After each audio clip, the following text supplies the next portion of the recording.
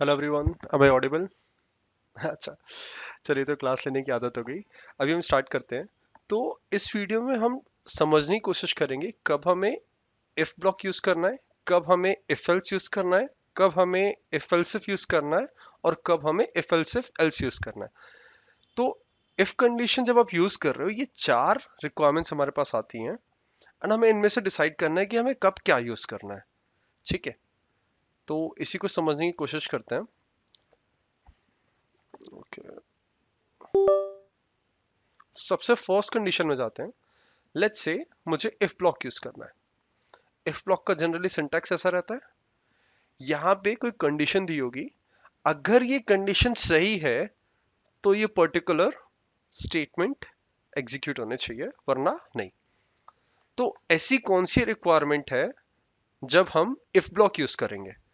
अगर इसका मैं बहुत सिंपल एग्जांपल दूं आपको, फॉर एग्जांपल मेरे को नंबर दिया गया है, मेरे को एक नंबर दिया जाएगा, फॉर एग्जांपल नंबर 8 है। अगर नंबर 8 है तो मुझे कुछ नहीं करना, बस 8 प्रिंट कर देना है। लेकिन अगर नंबर -7 है तो पहले इस नेगेटिव नंबर को पॉजिटिव में कन्वर्ट करना पड़ेगा।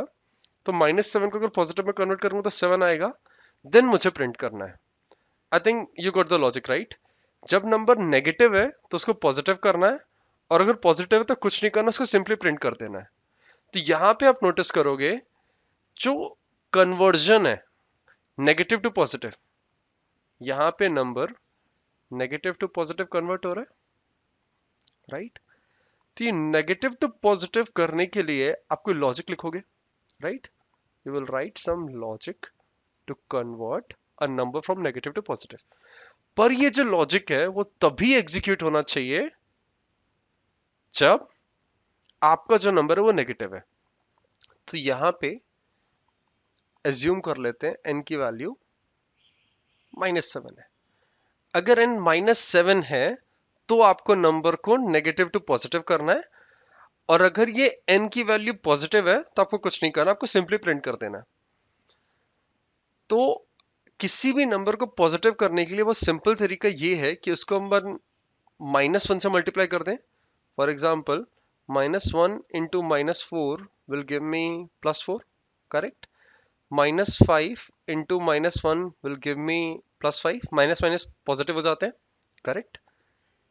तो यहाँ पे अगर मैं ये कंडीशन लिखूं कि n जब 0 से छोटा हो, अगर n 0 से छोटा है तभी मैं बोल सकता हूँ कि ये नंबर नेगेटिव है, राइट।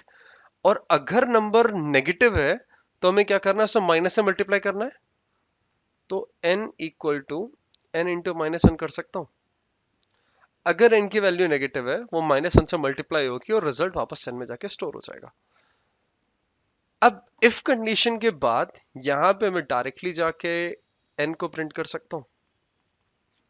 तो अगर आप नोटिस करोगे, लेट्स से n की वैल्यू 8 है, एज्यूम कर लेते हैं n की वैल्यू 8 है। अगर n की वैल्यू 8 है, क्या ये इफ कंडीशन सही है? Is 8 lesser than 0? No, right. ये कंडीशन फॉल्स है। अगर ये कंडीशन फॉल्स है तो क्या आपका इफ स्टेटमेंट एग्जीक्यूट करेगा? नहीं, राइट। ये कंडीशन फॉल्स है, आप डायरेक्ट इफ ब्लॉक के बाहर आ जाओगे, आप सीधा n की वैल्यू प्रिंट कर दोगे, और n की वैल्यू 8 थी, राइट। लेट्स से n की वैल्यू -7 है। सब चेक करोगे आप, is -7 less than 0? Yes, -7 is less than 0, correct, condition true है। फिर ये स्टेटमेंट एग्जीक्यूट होगा। इस स्टेटमेंट में क्या हो रहा है, n equal to -7, n is -7 into -1, -1 into -1 give गिव +7। तो n में क्या स्टोर हो जाएगा, 7, करेक्ट। और जैसे आप इफ ब्लॉक के बाहर आओगे आप n की वैल्यू प्रिंट कर दोगे। तो इस बार n की वैल्यू क्या प्रिंट करोगे, इस बार आप n की वैल्यू +7 प्रिंट करोगे। तो आपने देख लिया कि ये पर्टिकुलर पीस ऑफ कोड, भले आप नंबर नेगेटिव दो या पॉजिटिव दो, ये हमेशा n को पॉजिटिव प्रिंट कर रहा है, राइट। और ये जो कन्वर्जन वाला लॉजिक है नेगेटिव टू पॉजिटिव, ये तभी एग्जीक्यूट करेगा जब n की वैल्यू नेगेटिव होगी, राइट। तो इफ ब्लॉक की डेफिनेशन क्या होगी, if I want to execute the piece of code only if certain condition is being met. जब एक पर्टिकुलर कंडीशन ट्रू होगी तभी हमें वो पर्टिकुलर ब्लॉक ऑफ कोड को एग्जीक्यूट करना है। इस सिचुएशन में अपन इफ ब्लॉक का यूज करेंगे। क्या इफ ब्लॉक क्लियर है? तो नेक्स्ट वीडियो में अपन समझने की कोशिश करेंगे कब हमें if else, if else if and if else use करना है। तो इसका अपन प्रॉपर कोड लिख देते हैं। ये कोड हम जावा में लिख रहे हैं, आप चाहो तो इस कोड को किसी भी लैंग्वेज में लिख सकते हो, इट्स कंप्लीटली फाइन। और हम यहाँ पे सूडो कोड लिखेंगे। सो लेट्स से ओके, सो क्या मैं बोल सकता हूँ हमें यूजर से कुछ इनपुट लेना पड़ेगा in order to complete this program, right? So हम एक मैसेज डाल देते हैं। इस मैसेज की जरूरत नहीं है, but for the simplicity of code, of course यहाँ पे आप पब्लिक स्टैटिक वॉइड मेन या क्लास जो आपको डिक्लेयर करनी पड़ती है वो आप करोगे ही करोगे। If you writing C plus plus code आप उसका सिंटैक्स फॉलो कर सकते हो, अगर आप पाइथन का कोड लिख रहे हो तो आप उसका सिंटैक्स फॉलो कर सकते हो। ये एक बहुत जनरलाइज स्टेटमेंट में लिख रहा हूँ, राइट? तो सबसे पहले आप एक मैसेज यहाँ पे डाल दो, print enter the number, right?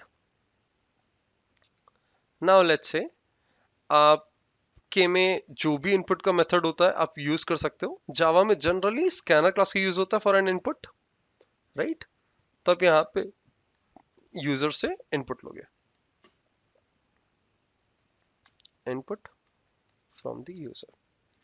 इसके बाद आप चेक करोगे क्या n की वैल्यू 0 से छोटी है। अगर n की वैल्यू 0 से छोटी है तब आप क्या करोगे, एक पर्टिकुलर पीस ऑफ कोड को एग्जीक्यूट करोगे। एंड वो logic based on this current problem statement क्या था, n को आप -1 से मल्टीप्लाई कर दोगे। जैसे ही आप n को -1 से मल्टीप्लाई करोगे ये नंबर पॉजिटिव हो जाएगा और इसके बाद आप n को प्रिंट कर सकते हो, right? So it's an very simple code to understand. Syntax C plus plus, Java, Python हर एक लैंग्वेज में अलग अलग हो सकते हैं, but core logic if condition कब यूज करना है वो सेम रहेगा, ठीक है? सो नेक्स्ट वीडियो में समझते हैं कि कब हमें इफ एल्स यूज करना है, राइट?